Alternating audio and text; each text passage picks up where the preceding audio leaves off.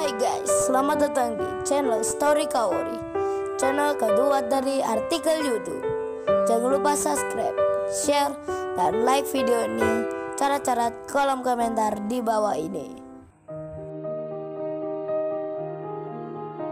Kisah pemuda kaya, anak bos besar, pemilik 73 perusahaan, yang menjadi cleaning service. Episode 542. Setelah Kaori menemui tamunya, Kaori pun menelpon suaminya. Kenshin pun mengangkatnya. Kaori bicara, "Say, ini aku lagi bersih-bersih lemari. Aku lihat di tempatmu ada banyak kado bingkisan. Ini mau dirapikan atau dibuang aja ya? Kan udah lama di lemari." Kenshin langsung menjawabnya, "Oh iya Kaori, aku lupa. Kamu buang aja Kaori, nggak mengapa. Aku sudah membaca semuanya. Maaf ya aku merepotin kamu." Kaori menjawabnya, "Merepotin apa Say? Kan aku istrimu." Dan Kenshin pun lupa kalau ada surat dari Larissa yang pernah dibacanya masih berada di tempatnya. Kaori pun sama, mengira hanya kertas kado biasa. Kaori pun akan membersihkan. Diambilnya satu persatu bungkus-bungkus kado, termasuk suratnya Larissa yang terjatuh di bawah. Dipegang oleh Kaori, langsung dicampur dengan yang lainnya, dan dianggapnya sebagai sampah.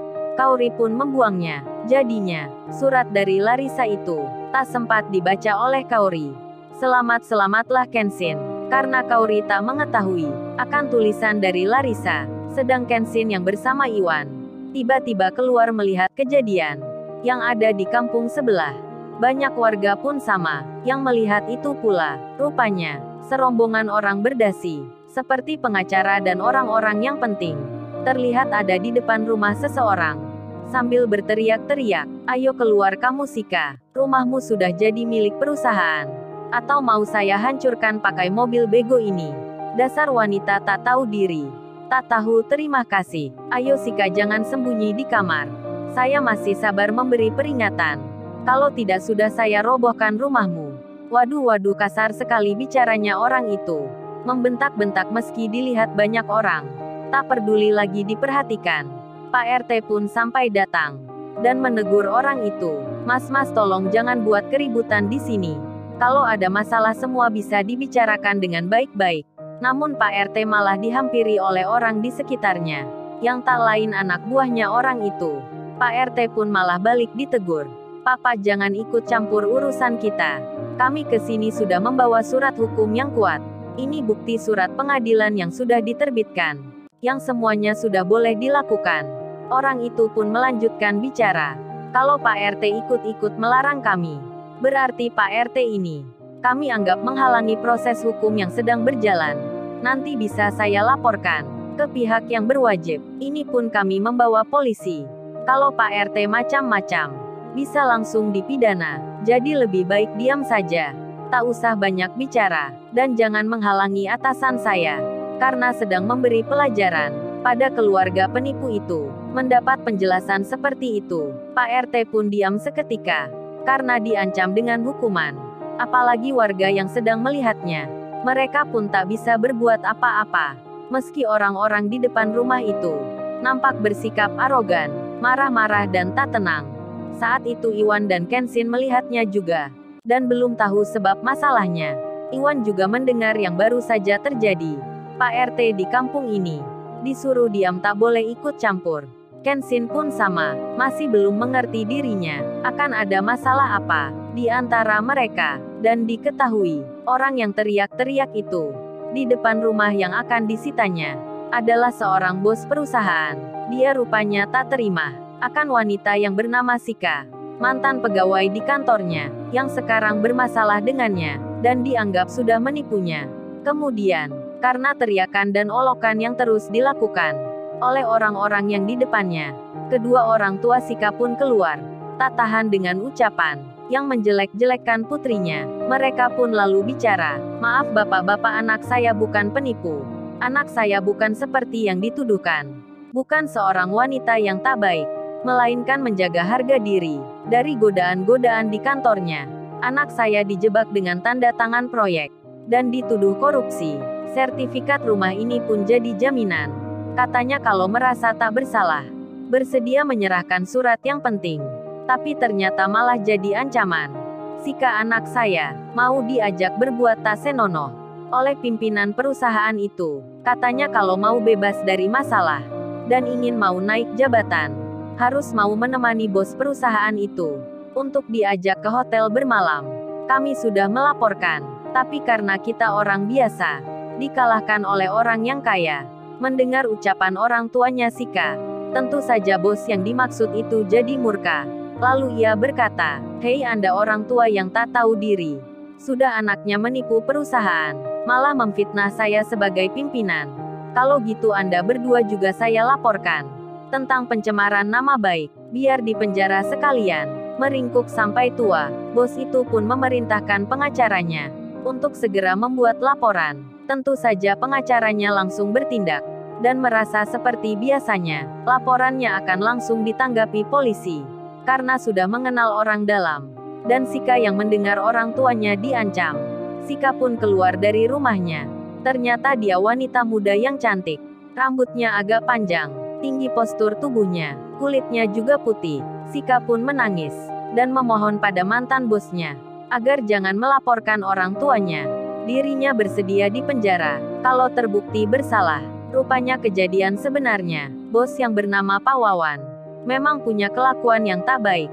Sering gonta-ganti pasangan, bermain dengan perempuan, terutama pada pegawai perusahaan miliknya. Karena memang uangnya banyak, dan dia punya kuasa. Namun saat mendekati Sika, dirinya tak bisa mendapati seperti yang diinginkan. Meskipun Sika sering diberi hadiah, namun Sika selalu menolaknya. Bahkan 1 minggu yang lalu, Sika terlihat olehnya berjalan dengan laki-laki yang lain, hingga membuat Pak Wawan jadi cemburu. Merasa sakit hati akan pegawainya sendiri, lalu membuat rencana dan memfitnah kalau Sika pegawai yang korupsi, sudah menipu perusahaan, bahkan surat rumahnya pun jadi jaminan. Setelah dilaporkan ke pihak berwenang, Pak Wawan pun menang di pengadilan, dan kini rumahnya Sika akan disita. Dengan secara paksa, para warga pun tak bisa berbuat banyak untuk menghentikan itu, dan Pak Wawan malah bicara, "Sekarang lu rasain Sika, akibat menolak perintah atasan, dan mengkhianati perusahaan. Orang tuamu pun juga akan saya masukkan penjara, karena kamu wanita yang belagu, yang sudah mempermainkan aku ini." Pak Wawan secara tak sengaja bicara berterus terang tentang apa yang terjadi sebenarnya. Kalau Sika menolak ajakannya, namun Pak RT dan warga yang di situ lagi-lagi tak berani melawannya. Karena Pak Wawan itu adalah bos perusahaan yang punya banyak pengacara, punya banyak pengawal, serta didampingi beberapa polisi. Para warga pun seperti takut sendiri kalau harus membela keluarga Sika. Sika pun merasa tertekan sekali. Tak ada orang yang menolongnya. Tetangganya pun tak ada yang membantunya. Saat rumahnya akan disita, barang-barangnya dilemparkan keluar oleh orang suruhan Pak Wawan. Sika dan orang tuanya menangis. Mereka merasa pasrah akan apa yang dialami. Di tengah itu Iwan tiba-tiba berjalan ke depan. Iwan langsung saja berkata, "Tunggu-tunggu kalian. Jangan merebut rumah orang secara paksa. Jangan melakukan perampasan kayak begini." Semua orang pun melihatnya. Melihat Iwan yang berkata begitu, para warga pun mengenal Iwan, termasuk Sika yang biasa melihat Iwan di waktu pagi hari, saat Iwan berangkat bekerja dengan naik motor bututnya berbaju cleaning service. Sika pun melihat Iwan, laki-laki dari kampung sebelah, yang berdiri di depan, sedang membela dirinya. Para warga pun sampai berkata, "Lo Iwan kok nekat sekali bicara pada orang-orang kaya itu. Apa Iwan tidak takut terkena masalah?"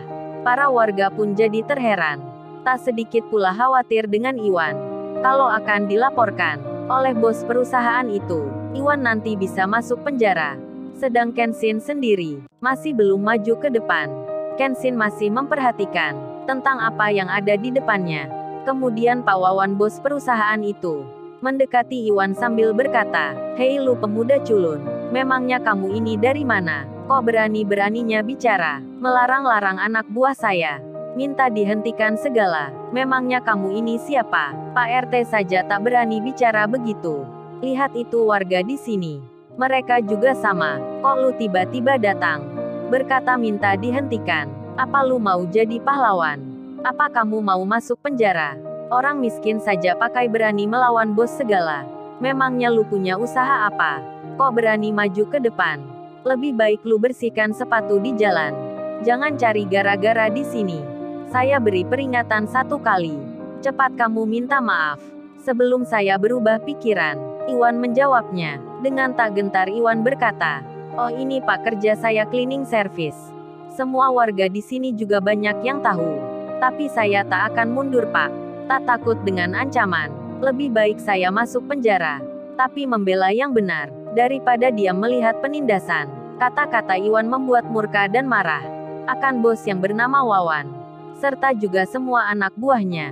Iwan pun dihampiri polisi yang berjaga di situ. Lalu, bagaimana kisah selanjutnya? Subscribe channel ini untuk episode berikutnya. Terima kasih.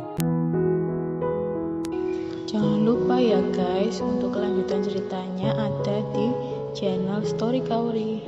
Jangan lupa subscribe ya guys, dan tekan notifikasinya.